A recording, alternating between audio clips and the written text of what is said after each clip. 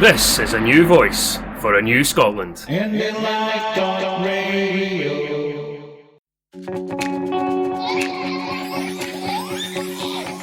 IndyPram is IndyPram on IndyLive.Radio. IndyPram is IndyPram on IndyLive.Radio.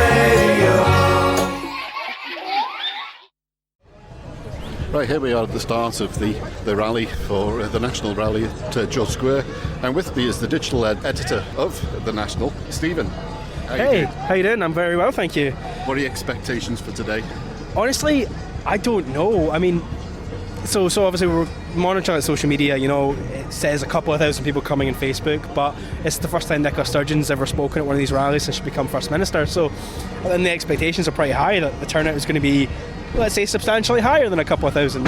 And given that we're now, still an hour away from kicking off, and there's already enough people here so that you can't quite see through them yet. Yep. I think by the time Nicola Sturgeon takes the stage, or even Mary Black in 1 hour from now, we're going to be seeing really good numbers. And I mean, who can blame them? This is actually a pretty big deal given how these rallies in George Square and other places have tended to go on.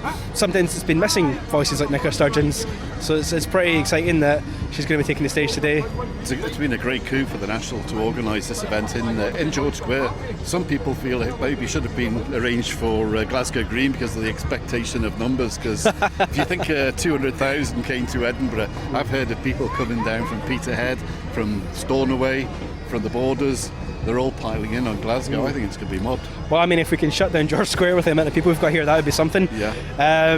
Yeah, absolutely, and it is great that the National are doing it, and I think it's something the National's going to be looking at, you know, kind of going forward. The Nationals always wanted to be kind of involved in the campaigning for independence, obviously, given that it's the only newspaper that backs it, and we have these kind of campaigns going on. Hopefully this will be the first rally. I say of many, hopefully not many, because ideally we'll have gotten independence before too long, so we don't need to keep doing this. Well, I hope that the next general election is going to be the last one for Scotland. That would be nice. The final UK general election is a really good way of looking at it, and that would be, absolutely a result. Yeah. You're digital editor for the National. Could you give us a bit more information on the work that you do? Yeah, absolutely. So I'd say the National is actually quite a unique paper in the sense that we've got a really engaged group of people. I mean, if anyone's involved or been online who has an interest in independence, you know, it's got a lively community. And so the National, it's the exact same. We've got incredibly strong groups of people who want to kind of engage with the content that we put out there and be involved with the paper. And, you know, I've personally always seen the National as kind of being like, well, I mean, it is the newspaper of the independence movement, but being a little bit more than that, but it kind of been a bit of like collective ownership with the Yes movement itself, and it always feels like the online community reflects that quite strongly, and how it tends to interact with the paper, how it shares stuff out from the paper, how people are always really keen to get involved online. That's why we get really good response with anything on Facebook, on Twitter, any other ways which we're kind of expanding out. Obviously we've got more video content coming out from the fantastic Sarah Mackey. She's been doing some great stuff for us. I've been doing some more video content myself as well. Like, I think we're in a really good place right now to keep expanding what we can do digitally, so yeah, keeping on that going forward. It was really good on that recent television series. Was it the press? Oh, the papers. Because of the papers, because you got some really good score points in that because of raging ahead as far as the digital subscribers are concerned. Absolutely, yeah. Although in saying that, I also I really enjoyed I think one of the very few shots in it that I'm in was just me like banging on a keyboard and then a national tweet popping up with just the word shambles, which I feel like describes a lot of my job. A lot of time online is just like, this is a shambles. Looking at the state of the UK right now, it is. So they kind of got that spot on. That was quite fun. But no, it was. I think the paper came out really well in it as well, especially given that so much of the theme of the paper was around cuts about journalism being defunded in a lot of areas. Like, it kind of showed that I think being Scotland's only pro-independence newspaper, people want to hear that perspective, and they're not really getting it from anywhere else. Absolutely. So it makes sense that people want to engage with what we've got going out there, you know? Yeah. We've got a great lineup of speakers today. Yes, we absolutely do. Obviously, Nicola Sturgeon speaking as First Minister for the first time. But Mary Black as well. I mean, who doesn't love Mary Black? So that's really sound. We're looking forward to hearing her speak. Patrick Harvey too, from the Greens. And Maggie Chapman, who was with the Greens but is now with the Scottish Independence Convention. Yeah. Looking forward to hearing her as well. Yeah. Real variety of folk. and across quite a lot of, I guess, the independence spectrum. Yeah. So that's nice. And yeah, I know a few people talked about some voices that aren't here, but I mean, I'd like to see more people like that involved in the future as well. Like, I don't want this to be a one-off thing. You know, the independence movement is broad. It's got a lot of voices in it. It's about who can you platform at any given moment, you know, and keeping that momentum behind us as a broad yes movement. So yeah, I'm looking forward to hearing everyone speak today, and I'm sure other people are going to enjoy that as well. I think that's the Sir Albert Pipe has arrived as well. Yeah, we've got some pipers, I think. This is brought together so quickly by Richard that even just being in the office, you just hear wee snippets every now and then, like, oh, this person's speaking, there's a pipe band. It's like, alright, cool. I guess we'll just sort of see how it goes on the day and who's here. So yeah, the pipers are here. There's been folk here since like 8 a.m. I've been told. Yes, no, I could see us on the Independence live stream. See people really early. That's great. So, Stephen Paton, thanks very much indeed. Yeah, great no worries. to catch up with you. Thank you, and great to chat with you as well. Cheers it out. Next guest is Callum, Baird, who's editor of The National. What's your thoughts on this event, how it's building up? Oh, do you know, we've not slept in days worrying about this, worrying about every kind of single thing that could go wrong. The one thing we're confident about was that everybody was going to turn up, because we knew that. But, you know, we've been having kind of nightmares about the mic cutting off in Nicola Sturgeon's speech and things like that. Yeah. We've never organised an event before. You know, we've done national roadshows in kind of town halls and villages and things like that, but we've never organised anything like this. But we thought we wanted, everyone wants to see the First Minister at an independence event, right? And we thought, well, we're going to be the ones that can make that happen. And we very much believe that the national newspaper isn't just a newspaper which, you know, comes into your house every day and you read the content. It's the beating heart of our independence movement. And that means that if we've got the resources to pull off something like this, you know, we've got the marketing department, we've got events teams and all that kind of stuff that work for our company, then we'll do that. And hopefully this will be a massive success. People will sign up to us, they'll back us, and then after that we might do another one. I don't know. I'm not going to interrupt you like Paul, so it's okay. But I'll say, you know, what's your thoughts about Laura Queensberg confusing this with an SNP rally? Oh, you know, the SNP have been very good by helping us promote the rally, but you know, we're working with them. But we've got green speakers, we've got someone from the Independence Convention. It's been the Scottish Independence Foundation has helped us put this on. I've seen there's some presence in the square from the CND and the Socialists as well. Yeah. You know, this is an indie event. See if you look out across the crowd, it's not SNP flags you see. No, it's saltires, it's yes banners, it's a broad movement, and you know, people often confuse, people particularly in London confuse the SNP with the independence movement, but today is about proving that isn't the case. Yeah, proving it. Well, you're doing a great job with the National, and certainly pumping it out all the time as far as the Independence Live Radio is concerned, and encouraging people to purchase. How's the subscriptions going with your targets that you're trying to reach? Really good, you know, I think we're probably about maybe 4 or 5 months ahead of where we wanted to be. Good. We had a wee bit of a quieter October. I think people were getting a bit kind of scunnered with the whole Brexit thing, but now that we're in an election campaign, we've started to see those subscriptions pick up again, and we really hope that people will back us. We've got a couple of really nice ideas for incentives to try and drive people to sign up for the end of the year. But the message that I would say to people is, you know, support us, back us, and we'll support you, and we'll help you win IndyRef too. Yeah, because you see more and more in the shops that you actually see in the National on display, not hidden away. Yeah, well, do you know, the thing is that the National's on the up. We're selling more papers than we were this time last year. All the other newspapers are coming down, so we're taking a bigger percentage of the market, and that's because, you know, there's an appetite for a pro-independence newspaper. But I keep stressing this, people need to back us, they need to sign up to subscribe. This is the kind of thing that we can do. Imagine what we could do in the middle of a referendum campaign. Yep, super. Callum, thanks very much indeed for your time. Thanks a lot. Cheers. With me now is probably one of the furthest travelled for the rally today. It's Cathy Hannaway from out of Hebrides for Independence. Hello, Cathy. Hi, Ray. How are you today? Good to see you. So what inspired you to come make the journey? Well, I thought to myself, Indy is definitely coming. It's just round the corner, and there's never going to be another day like this one in the square. So I thought, I'm going to be there. Yeah. I'm going to be there for this, probably the last one of these kind of days. Yeah. So I thought, no, I'm coming. That's it. Absolutely Yeah. worthwhile. Yeah. And you've organised another March for Independence in Stornoway for Yes, this year. we're partway through organising it at the moment. We're working on accommodation and so on. We're going to have Sir Albert Pipe Bands again, and we're working on who we're going to have as speakers again. So yeah, it's all very definitely and quite into the planning. Yeah. Super, Cathy. Great Yeah. to see you. Okay, nice have a to great see you, day. Ray. Okay, bye. I'm now with Steve Callaghan. Steve, you'll be very big behind the scenes for Independence Live and Independence Live Radio. Well, I got a shout out from Kevin Gibney on Twitter, probably around March this time, and they were looking just for somebody to help with websites. And I've got a background in basically programming, WordPress and things like that. So from there it grew arms and legs, as these things tend to do.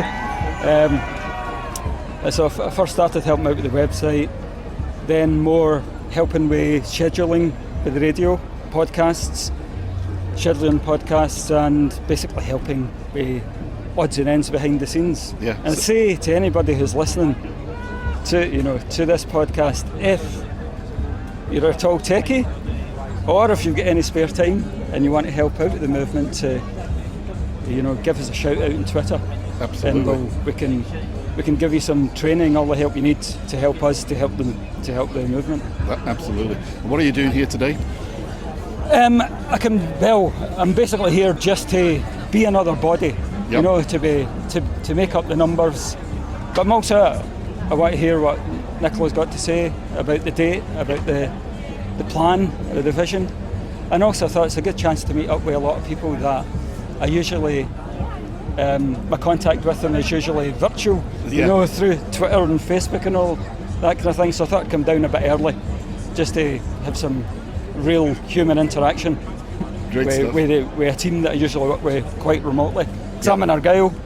As you know, IndyLive.Radio is in Glasgow based, but our reaches throughout the world. But it reaches everywhere, And but we need voices from all over Scotland to come and contribute to the station, have a program, and do a podcast. We've done basically the corner everywhere, from all reaches in Scotland. Yeah, super. Yeah. Steve, have a great day. Thanks very much indeed. Thanks, Ray. My next guest is Mike Russell.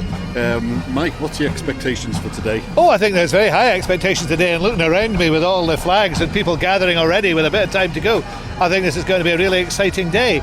And although it wasn't planned to be the sort of launch of an election campaign, I think also it'll focus people's minds on what the real choice is, and I know we'll hear that from Nicola later on. We're certainly looking forward to her speech. So you're going to be participating as well? You're one of the speakers? I am indeed. I'm going to be talking a little bit about Brexit, which has come to curse us all, I have to say, over the last few years. But just to point out that the only way you can stop Brexit is to have done with Brexit, to give it up entirely. And the only safe way for Scotland to do that is to have the right to choose its own future. There's no other safe way to do it. You can put a wee bit of hope that a party elsewhere might be able to achieve something, but what has to happen is we have to have the right to choose, and if we choose independence, then Brexit stops automatically. So that seems to me a bit of a no-brainer. Yeah. And you're all geared up for a general election? I think everybody is geared up. I mean, I think my own view was that an election was the only way to break the logjam. That you couldn't, in actual fact, allow this to go on much longer. And breaking the logjam gives people a chance to choose. And Scotland has to say that's what we want to do. Super. Very definitely. Mike, thanks very Nice much. to see you. Cheers. Cheers. My next guest on IndyPram podcast is Margaret Ferrier, who's standing for the MP for Rutherglen and Hamilton West. Hamilton West. What's your impressions of today's rally? Oh, it's been absolutely fantastic. I think Nicola's speech there really got the crowd roused, and I liked her message about everybody getting out in the doors over the next few weeks and returning a majority of SNP MPs to Westminster. I think it's going to be really important in the coming year that we have independent supporting voices down in Westminster, and I think we're really going to be the ones to beat, really, I would hope. Absolutely. I would hope so. I think after today, and she made the point that obviously we're kind of getting into the winter now. It is darker at nights, it's colder weather. Yeah. However, what's the prize at the end of it in independent Scotland that we can leave for generations to come in a good state. Yeah, and we've got to encourage people to register, those who haven't registered, and also use the postal vote if there's any problems with getting out in the bad weather. Yeah, we've been doing that as well. It's really important because it is a 12th of December. It's going to be dark about 3:30 that day. Yep. So you just don't know what the weather's going to be like. So it really is important, first of all, to register to vote if you're not already on the electoral register. Get yourself signed up for a postal vote. And if you don't want to do that, find someone that you can trust, get a proxy vote, get them to go and vote for you. Yep. So that's what we're telling people. And lastly, get out in your numbers, because I think that was the issue in 2017. A lot of people became a bit complacent and thought, they'll be fine, and you can't think that way. You actually need to get out there and place your vote. But Margaret, we've got the right message this time. We were counteracting the election in 2017 and saying, no, this is for devolved, non-devolved issues, and we didn't come out and give people the inspiration to come on the door. And that's what I found as an activist, that we couldn't even get activists coming out as well because we were sending the wrong message. It's the right message this time, so I'm sure they'll be counting. Yeah, no, it is the right message. You're absolutely right about the last time. I think there was a lack of enthusiasm, and there was no big message out there. I think this time there is, and it just feels totally different. Absolutely. 2.5 years down the line from the 2017, the things have turned again, and there's a real change. And I think a lot of it is to do with Brexit as well, and how people are feeling about the way Scotland's been treated over the last 3.5 years by the Conservative government. So I really think that people are up for this fight ahead, and we just ask them, please, don't take things for granted. If you want to return the majority of SNP MPs, you need to go out and actually vote for it. And as Nicola was talking about, getting the people here, 20,000, if not everyone's a member of the SNP. No. But we need people to actually come out and help and canvass. A big message that I've been giving people on the doors for over the last wee while is the fact that if you want independence, the SNP need to be winning elections, all elections. So whether that's local by-elections or whether it's a general election or the Holyrood election, people need to be voting SNP, because if we're not doing well as a party, then obviously the unionist parties will turn around and say, the support for the SNP is waning, the support for independence, it's tied up with that support for independence, which is growing day by day. I mean, if we look at where we were back in 2012, we started at 26% of the vote. We're now 50-50. We can do this the next time, we really can, and I think that we will do it the next time. I'm confident that people will see the benefits of an independent Scotland, of being able to rule ourselves and make our own policies, take our own decisions. So I've got real faith that the people will choose yes the next time, and will be a full independent Scotland, taking our place in Europe and the rest of the world. So super. One thing that's close to home for me as an English Scot for Yes is to get the message to the hundreds of thousands of English who've made Scotland home, and sometimes we have difficulty in getting through to them, to realise, you've made Scotland home. Vote for Scotland. What would your message be? Well, I think the organisation English Scots for Yes are going to have to play a role in that as well.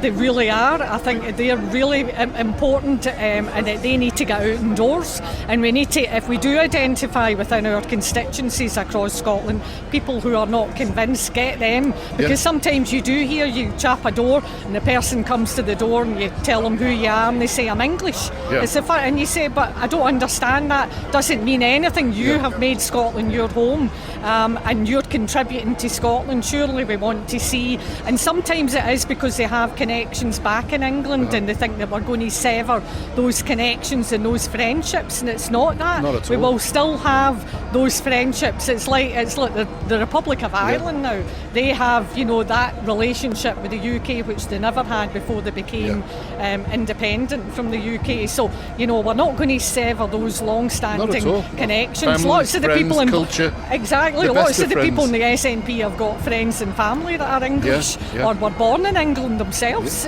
Some of our ministers in the Scottish Government. So it's about choosing our own economic and our own that's what we're wanting to do. Absolutely. Make our own decisions about policy and where we spend the money and how we improve people's lives in Scotland. Yeah, because I've found the experience myself when I've been on the doors, knocking doors, either with an MSP or MP, that the reaction when you actually have someone who's English there, or I've been on either an SNP stall or a Yes stall, the reaction when someone's English there is really remarkable. And it's to try to get more English Scots to come and help your local groups throughout the whole of the country, from Shetland down to the Mull of Galloway.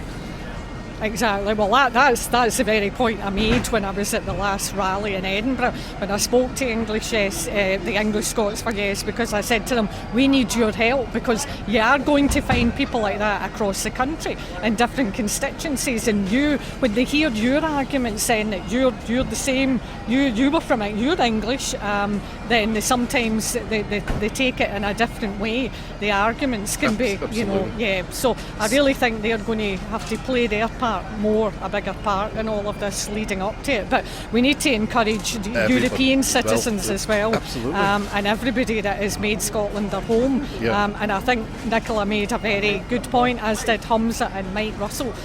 We are open, we are inclusive, and we want to welcome you. You've made Scotland your home, and we welcome that. We welcome the contribution that you're making. And I think what Humza said was, Glasgow, it's such a city that has benefited from migration. And, I think obviously he talked about food as well. I mean, if it's everything, it's culture. It's the contribution that people have made that weren't born in Scotland is massive. And because if we can get that a much larger percentage of the folk who've made Scotland home voting, either SNP or SNP and Yes, we're over the line. Yeah, I mean, I think a lot of the European citizens were scared the last night, the last time to vote Yes, and they were told, if you vote Yes, you'll be out of the EU. Well, look what's happened. Exactly. They voted No because they thought they were going to get chucked out of Scotland, because we would be out of the EU, and now we've been taken out of the EU anyway, or we will be if we don't stop it. So, if we'd have voted Yes in 2014, we wouldn't have been caught up with all this Brexit chaos anyway. So it's really important. I think I can see people's minds changing from European countries and saying, no, we do think, we would be better. We would be better independent. So hopefully we're winning over these people as well. And also knocking on the head any thoughts that come up from down south and comments that wanting independence is anti-English. It's absolute nonsense. And I think people are not going to be fooled the way they were before. I don't think they're going to be able to produce a vow. I think people are a lot wiser now they've lost the ammunition. They haven't got any ammunition. They keep on throwing up at things like, you said it was a once in a generation. That's right, I know. But material circumstances have changed since 2014. Substantially. And it's important that we get our right to choose. And again, it's not so much whether you're a yes voter or a no. It's that question, should we have the choice to vote? And that's where the Section 30 order comes in, which I'm sure that the Scottish Government and Nicola will be pushing for in the coming weeks and months, that we have that in place to be able to put a referendum to the people in 2020. And we're all hoping that it will be a resounding yes the next time. Margaret, thank you very much, and I wish you all the very best on the 12th of December. Thank you. I'll be working hard until the 13th to win the seat for Rutherglen and Hamilton West. And I wish all the other candidates all the best of luck for the SNP, so we return the majority. I've got Amy Callan to work on. Well, Amy's a fantastic candidate, she's really working hard and up for the fight ahead, so good luck to Amy and all the rest of our candidates. I hope to see them on the other side on the 13th of December. Thank you. I'm now with Chris Stevens MP. Chris, what's your thoughts of the rally today? I thought the rally was good, everyone energised.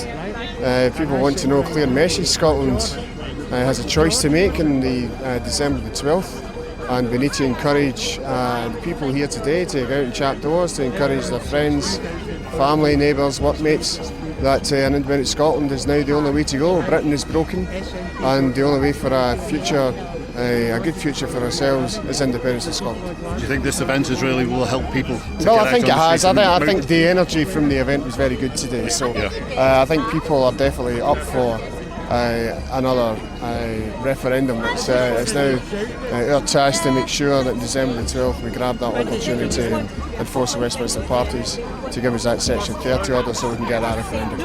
What sort of feedback have you had in your own constituency? Our own constituency is out canvassing. It's quite clear that there's buyer's remorse from those who voted no.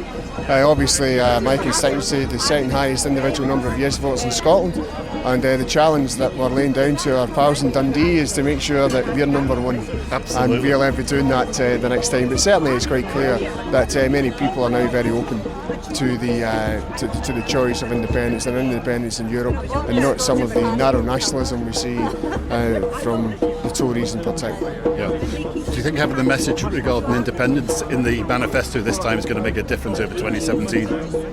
Yes, because I think the mistake we made in 2017 is we reran the 2015 election. This time we're going to run a campaign that makes it clear it's now Scotland's choice, and I think that independence has to be a major part of that, and it certainly will be in my material. What's your thoughts regarding the media coverage, and what's your expectations? On the media coverage, well, I have very little. I have very little faith in media. I have to say, but certainly our job is to bypass the media, and our job is to make sure we're doing that doorstep to doorstep. Which is what we do on Independence Live. Correct. Yes. So, yes. Chris, and David McGowan's excellent. I know he works hard for Independence Live, and I know the guys at Independence Live do a magnificent job at making sure that we're spreading the message. Thanks very much indeed, Chris. Thank you.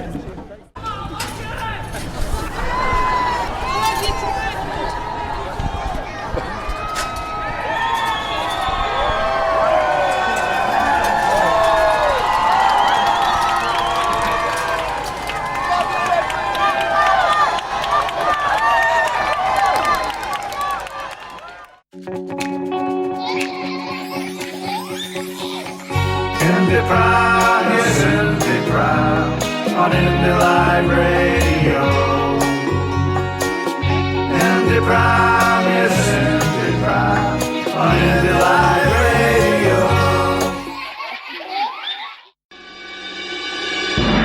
This is a new voice for a new Scotland. IndyLive.Radio.